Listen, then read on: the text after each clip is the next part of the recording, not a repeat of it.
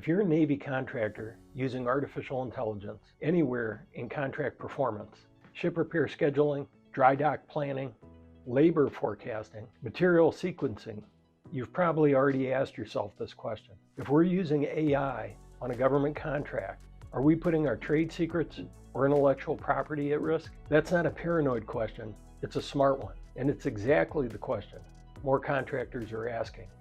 Over the last few years, the government has rolled out executive orders, OMB guidance, agency policies, and new proposed contract clauses focused specifically on artificial intelligence. And when contractors hear terms like AI transparency, explainability, audits, or government rights to AI outputs, the concern is obvious, especially in shipbuilding and ship repair. So let me start by saying this clearly. If you're worried about AI and trade secrets on a government contract, you're asking the right question, and you're asking it at the right time. Let's clear up the biggest misconception first, because this is where a lot of contract guidance gets it wrong. Using AI on a Navy contract does not automatically give the government your intellectual property. That's not how federal procurement works, and it never has. For decades, contractors have used proprietary internal tools to perform government work. The government doesn't get these tools just because they were used, because the rule has always been simple. The government gets a deliverable and nothing more. If a Navy contract requires a schedule, the Navy only gets a schedule.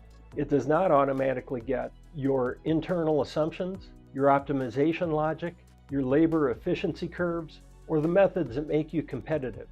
AI does not change that rule by itself.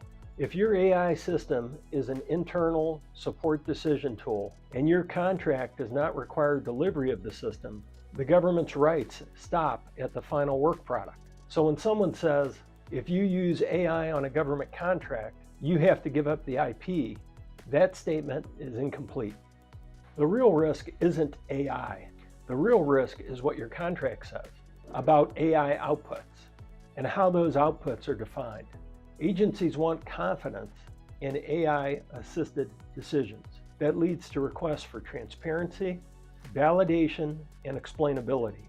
None of that is unreasonable, but if the contract language isn't precise, those requests can expand disclosure beyond what a contractor intended. You'll start seeing phrases like AI outputs generated during contract performance, explainable or auditable AI-assisted decisions, disclosure of AI systems used in performance. Those phrases don't automatically strip you of your IP rights, but they do raise a critical issue. What exactly counts as an AI output under the contract? Is it the final schedule that you deliver, or does it include the assumptions, scenarios, weighting factors, and internal logic that produced it? If that line isn't clearly drawn in the contract, explainability turns into exposure. Let's put this into a concrete Navy ship repair example.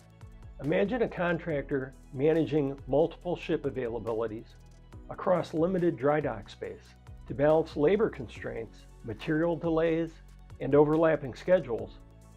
The contractor uses an internal AI scheduling system. This system is trained on proprietary data.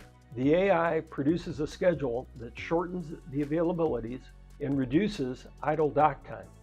That final schedule is delivered to the Navy, exactly what the contract requires.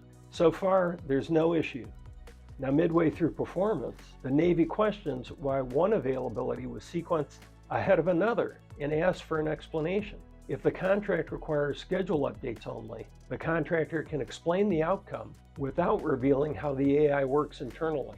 But if the contract contains vague AI transparency or explainability language, that conversation changes. So what should a government contractor's general counsel be doing right now, especially as AI use increases? First, get visibility. GCs need to know where AI is being used, especially in scheduling, logistics, and production planning. These tools are often adopted quietly by program teams. Second, tighten the contract definitions. Be explicit about what is and is not a deliverable. If AI is internal, the contract should clearly say the government gets the output and not the system, or the model, or the method. Third, guard against explainability creep. Build the ability to explain outcomes without revealing proprietary logic. Fourth, segregate data intentionally. Avoid commingling government data with proprietary training data in ways that create arguments about expanded rights later. And finally, treat AI workflows as intellectual property. If they give you a competitive advantage, protect them like any other trade secret.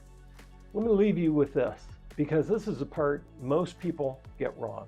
AI doesn't take your trade secrets. Bad contract language does. No rule says using AI on a Navy contract means the government owns your proprietary methods.